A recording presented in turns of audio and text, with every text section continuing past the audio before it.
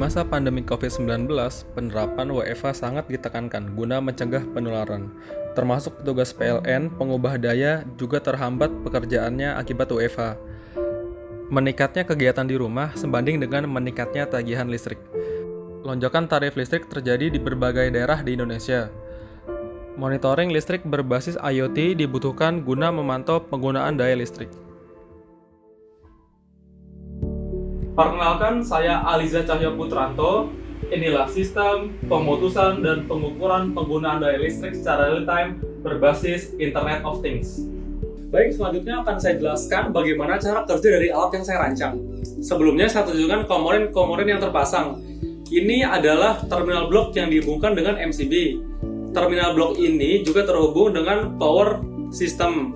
Power system ini terpisah dengan terminal pengukuran sehingga daya yang digunakan untuk sistem tidak dihitung. Kemudian setelah MCB terdapat terminal blok yang terhubung dengan SSR atau Solid State Relay. SSR menghubungkan line dari MCB ke terminal pengukuran. Ini adalah terminal pengukuran. Kontak SSR akan terbuka apabila daya yang diukur oleh sistem melebihi dari daya yang terdaftar. Di sini terdapat current transmitter yang mengubah level arus ke level yang lebih rendah. Terdapat satu kabel pada line netral dan satu kabel pada output SSR. Kabel ini berfungsi untuk mengukur tegangan. Dua kabel tersebut dan juga output dari current transmitter terhubung ke PZM 004T untuk diukur tegangan dan arusnya. Untuk mengakses hasil perhitungan dari sensor ini menggunakan fasilitas serial komunikasi yang kompatibel dengan Node MCU. Node MCU juga mengontrol LCD 4x20 melalui fasilitas I2C yang dapat menampilkan ID customer, hasil perhitungan biaya bulan lalu, hasil perhitungan biaya yang sedang berjalan, konsumsi listrik yang sedang berjalan, daya listrik aktual. Node MCU juga berkomunikasi dengan RTC DS3231 menggunakan fasilitas I2C untuk mengetahui pergantian detik dan pergantian bulan.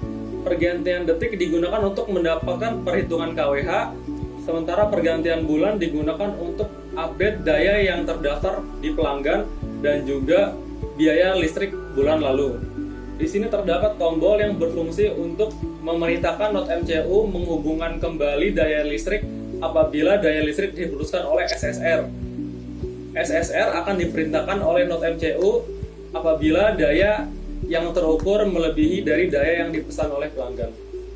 Selanjutnya akan saya jelaskan bagaimana cara kerja alat ini. Mula-mula kita nyalakan dulu powernya.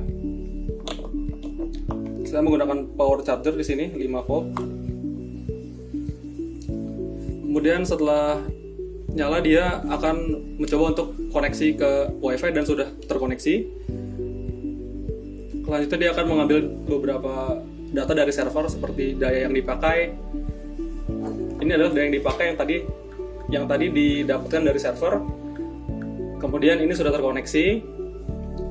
Baik, selanjutnya akan saya coba membandingkan pengukuran tegangan dari alat ini dengan voltmeter.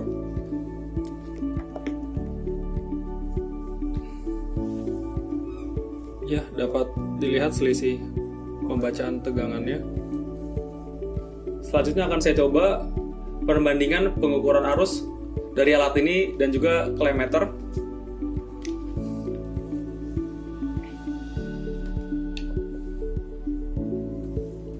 Ya, dapat dilihat perbedaan pembacaan arusnya.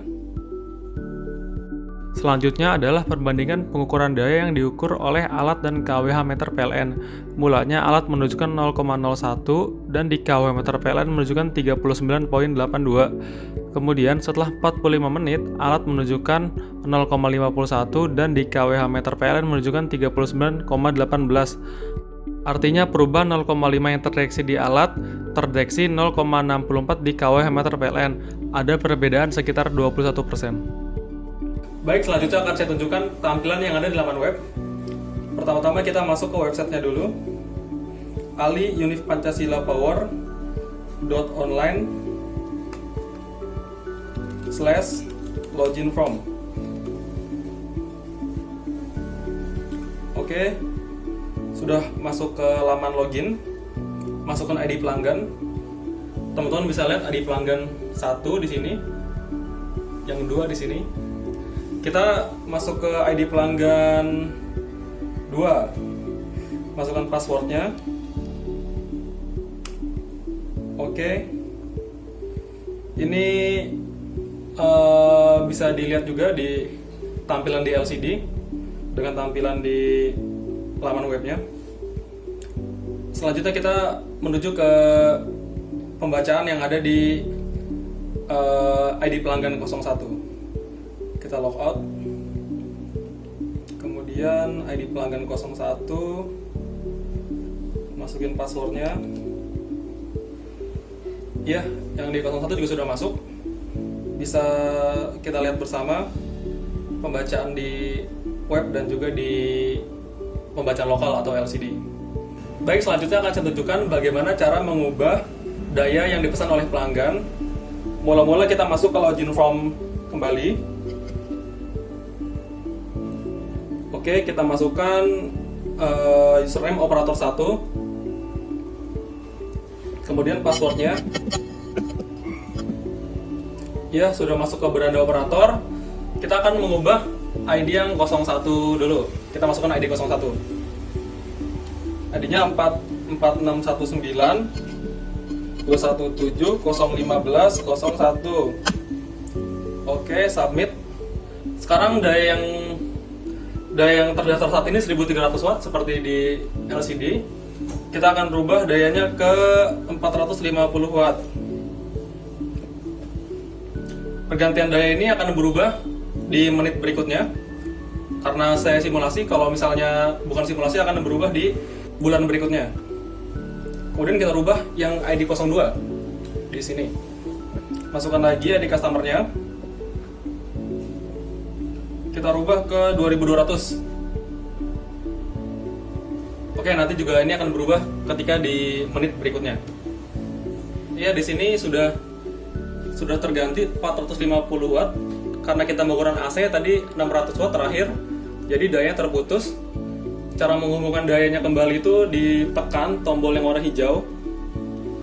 Tombol ini saya tekan, nanti akan kembali tersambung. Baik, selanjutnya akan saya tunjukkan kecepatan pengiriman data dari alat ini ke server. Kita masuk ke database-nya. Saya menggunakan Hostinger untuk menjadi server. Masuk ke phpMyAdmin.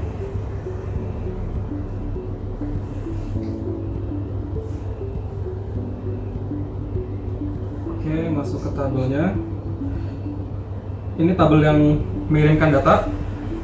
Bisa kita lihat kecepatan pengiriman datanya semuanya hampir setiap detik. Ini tidak sedetik, tapi kalau dihitung 17, 18, 19, 20. Mungkin ada perbedaan waktu di situ.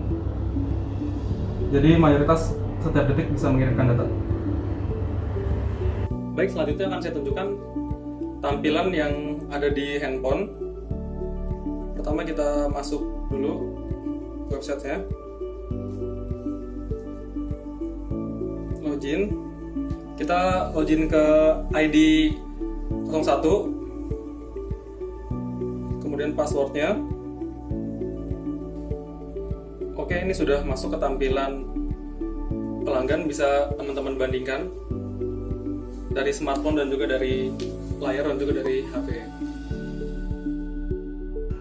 Kesimpulan dari perancangan alat yang saya rancang, yang pertama adalah perbedaan perhitungan daya berkisar 20%. Yang kedua, pemutusan daya listrik ke pelanggan dapat dilakukan sesuai dengan kapasitas daya yang dipesan. Yang ketiga, penampil penggunaan daya listrik dan biaya pemakaian listrik aktual dapat dilihat melalui web maupun di LCD secara real time. Yang keempat, pengubahan daya listrik dapat dilakukan melalui web dengan login operator. Baik, cukup sekian yang dapat saya sampaikan. Semoga alat yang saya rancang dapat dikembangkan dan selanjutnya dapat diterapkan ke masyarakat. Terus berkarya dan salam sehat.